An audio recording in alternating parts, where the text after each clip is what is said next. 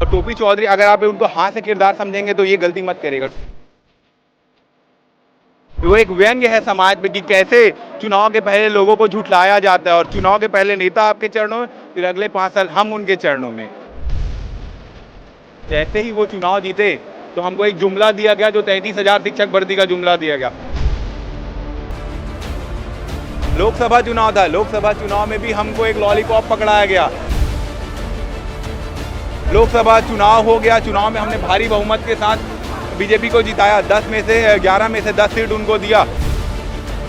फिर आगे प्रधानमंत्री जी, फिर आगे, लेकिन हमको उनकी गारंटी दिखी नहीं। हम तो नोटिफिकेशन ही खोजते रह गए।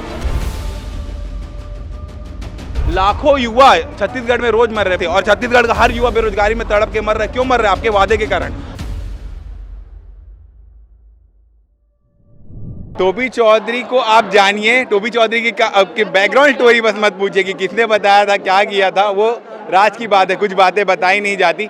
लेकिन मैं आपको बताना चाहूँगा, टोपी चौधरी अगर आप उनको हाँ से किरदार समझेंगे तो ये गलती मत करेगा। टोपी चौधरी भैया, टोपी चौधरी हाँ से किरदार नहीं है, वो टोपी चौधरी आज के छत्तीसगढ़ की सच्चाई है। वो एक व्यंग्य है समाज में कि कैसे चुनाव के पहले लोगों को झुठलाया जाता है और चुनाव जीतने के बाद में कैसे उन्हीं जनताओं को लात मारा जाता है। ये समाज की सच्चाई दिखा दी। वो 47 सेकंड का जो क्लिप वो बना है, वो समाज की सच्चाई, वो व्यंग्य है कि किस तरह से नेता हमको बुलाते हैं, झुठलाते हैं, पहले पैरों पे गिरेंगे। वो लाइनें जो चलती हैं ना, वो 200% सच है कि चुनाव के पहले नेता आपके चरणों में, फिर अगले 5 साल हम उनके चरणों में। माननीय वित्त मंत्री जी, 2016 में शहीद स्मारक भवन में आपका एक कार्यक्रम हुआ था, जिसमें मैंने इनको सुना जब ये तत्कालीन रायपुर कलेक्टर थे। अच्छा, मैं रायपुर जिला अध्यक्ष हूँ छत्तीसगढ़ डीएड बीएड संघ का। मैंने इनको 2016 में सुना तो मुझे लगा कि अगर गांव इनके स्ट्रगल कहानी सुना, जो कि उसमें भी बात करूंगा, पहले इनको सुन के मुझे लगा कि जब रायगढ़ से निकल के ये आदमी कलेक्टर बन सकते हैं तो हम तो रायपुर में, हम क्यों नहीं करेंगे। फिर हमने तैयारी शुरू की और हम तैयारी करते रह गए। वैकेंसी तो आप ला नहीं रहे हो। चुनाव जीतने के पहले भैया इन्होंने वादा किया कि 2 साल के अंदर में 1 लाख सरकारी पदों पर भर्ती करेंगे, वो भी भ्रष्टाचार से नहीं, ईमानदारी से भर्ती करेंगे। फिर उन्होंने घोषणा पत्र बनाया, घोषणा पत्र में दिया मोदी की गारंटी, और उनको बोला गारंटी की गारंटी। 57,000 शिक्षक भर्ती का वादा किया गया विधानसभा के घोषणा पत्रों में। जैसे ही वो चुनाव जीते तो हमको एक जुमला दिया गया, जो 33,000 शिक्षक भर्ती का जुमला दिया गया, और उसी 33,000 शिक्षक भर्ती के नोटिफिकेशन के लिए अभी हम दर दर भटक रहे हैं। कायदे से भैया उस 33,000 शिक्षक भर्ती को अभी इस सत्र के दौरान, जो सत्र 2024 से 25 का चल रहा है, इससे पहले खत्म हो के हम सबको ज्वाइनिंग मिल जाना चाहिए था, लेकिन ये हुआ ही नहीं। फिर लोकसभा चुनाव था, लोकसभा चुनाव में भी हमको एक लॉलीपॉप पकड़ाया गया। हमें बोला गया कि अभी तो निकालिए, अभी निकालना होगा, यहाँ पे भर्ती निकालेंगे और इनको उनसे पहले ज्वाइनिंग दे देंगे करके। लोकसभा चुनाव हो गया, चुनाव में हमने भारी बहुमत के साथ बीजेपी को जिताया, 11 में से 10 सीट उनको दिया। लेकिन क्या हुआ, वो चुनाव जीत गए, मंत्री जी फिर आ गए, प्रधानमंत्री जी फिर आ गए, लेकिन हमको उनकी गारंटी दिखी नहीं। हम तो नोटिफिकेशन ही खोजते रह गए।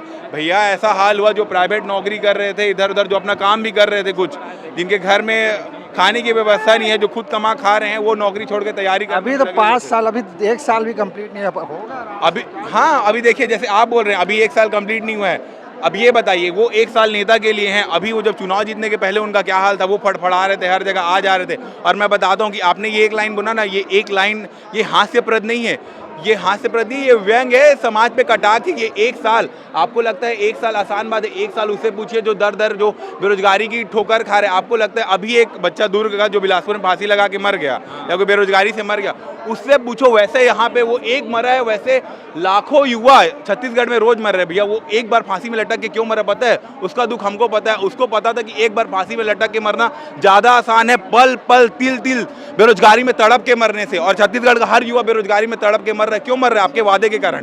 तो अगर आप पूरा नहीं कर सकते तो आपने वादा क्यों किया? झूठे वादे पे फंसा के आप जीत गए हैं और अभी हम भटक रहे हैं। भैया कायदे से हमको यहाँ होना चाहिए था। अभी आप हो, आपकी मना स्थिति, आप बता सकते हो कि यहाँ पे कैसी ह्यूमिडिटी, कैसा क्या है। आप जहाँ पे खड़े हो वहाँ पे एक आदमी मरते मरते बचा है सांप के काटने से, करैत सांप के काटने से, जो यहाँ पे रुके थे। टॉयलेट की व्यवस्था नहीं, कुछ नहीं, चारों तरफ से धूप पड़ता है, बरसात पड़ रहा है, फिर भी हम यहाँ डटे हुए हैं। लेकिन सरकार को कोई फर्क ही नहीं पड़ रहा है। हमारे यहाँ पे मैं आपको बताना चाहूँगा, हमारे बहुत सारे भाई जो आमरण अनशन पर बैठे थे, उनकी मरने की स्थिति आ गई। उनको आप पूछोगे, उनका एक इनका सुनील भैया, उनका 10वां दिन है, वो स्थिति में नहीं है। आप उनसे बात करोगे, देखोगे अरे क्या आदमी है करके। वो 30 साल उनका उम्र चल रहा है, वो गांव से अपने निकले हैं, उनके गांव में जाते सिर्फ एक चीज़ पूछते हैं, अगर आप भी यहाँ जॉब कर रहे होंगे, आप गांव में जाएंगे, आपसे ये नहीं पूछेंगे कि आप कैसे हो, आपकी हालत नहीं पूछेंगे, आपसे पूछेंगे क्या कर रहे हो। उसका जवाब आपके पास कुछ नहीं रहता, बोलेंगे क्या आप तैयारी कर रहे हो, कैसे का था अपन बाप के पैसे फूका था 6 साल ले, वहाँ पे आपके पास कोई जवाब नहीं रहता। इसका मतलब ये क्या है कि आप मेहनत नहीं कर रहे हो, आप मेहनत कर रहे हो लेकिन आपको मौका ही नहीं मिल रहा है। और यही हम चाहते कि हमको मौका दो। अभी चलो आप बोले साल भर निकल गए, उससे क्या बहुत फ़र्क पड़ता है। जैसे वो एक आदमी मरा ना, वैसे लाखों युवा मरने के कगार पर आ गए हैं। अब वो कैसे मरेंगे बताइए, वो भी सब मरने वाले। अगर आप नहीं करेंगे तो बिल्कुल मरेंगे यार, मर रहे हैं लोग, दिल दिल तड़प के मर रहे हैं और मरेंगे। ऐसी घटना ना हो तो आप प्लीज़ अपना वादा पूरा कीजिए, कम से कम अभी 33,000 शिक्षक भर्ती दीजिए। और मैं बताता हूँ सिर्फ 33,000 शिक्षक भर्ती की मांग नहीं, 78,000 पद खाली हैं। 78,000 में 57,000 का इन्होंने वादा किया था, जिसमें से 33,000 है अभी। और ये अपना वादा पूरा ना करके ये क्या कर रहे हैं, ये उल्टा स्कूल बंद कर रहे हैं युक्तिकरण के नाम पे। उन्होंने अपने ही वादा में क्लॉज 7 में इन्होंने बोला था कि हम पिछली सरकार के द्वारा गलत तरीके से बंद किए गए 1,500 जो समथिंग स्कूल है उनको वापस खोलेंगे। लेकिन वापस सरकार में आते ही इन्होंने अपने जुगाड़ से युक्तिकरण नाम के एक वायरस के थ्रू 4,077 छत्तीसगढ़ के स्कूलों को बंद करने का प्रयास कर रहे हैं। एक बात बताइए, अगर आप बोल रहे हैं कि इस स्कूल में जनसंख्या कम है तो इसको मर्ज कर देंगे, आप मर्ज नहीं कर रहे, एक्चुअली वो स्कूल को बंद करें। ये 2 स्कूल है, यहाँ पे जनसंख्या कम करके इसके बच्चों को यहाँ बुला रहे, तो आप ये स्कूल बंद कर रहे हैं ना, वो तो कबाड़ खाना हो गया, वहाँ संचालित स्कूल होना बंद हो गया, तो खाली बिल्डिंग है। तो आप स्कूल बंद कर रहे हैं। अब आप वो स्कूल बंद करेंगे तो क्या होगा, छत्तीसगढ़ का उन बच्चों का क्या होगा। कल को कोई उनमें से एक ओपी चौधरी बन सकता है, एक वित्त मंत्री बन सकता है, एक छत्तीसगढ़ का सीएम बन सकता है, कोई कुछ और मंत्री बन सकता है, लेकिन कैसे बनेगा अगर वो स्कूल ही नहीं होगा। अरे मंत्री जी, आप भी तो उसी सरकारी स्कूल से पढ़ के आए हो, भूल गए क्या अपनी कहानी। रायगढ़ के टपकते हुए सरकारी स्कूल से पढ़ गई तो मैं वहाँ तक पहुँचा हूँ, वही टपकते हुए स्कूल को आप बंद कर रहे हैं। अगर वो बंद हो जाएगा तो कहाँ से निकलेगा एक और ओपी चौधरी, कहाँ से मिलेगा छत्तीसगढ़ को ऐसा भ्रष्ट मंत्री।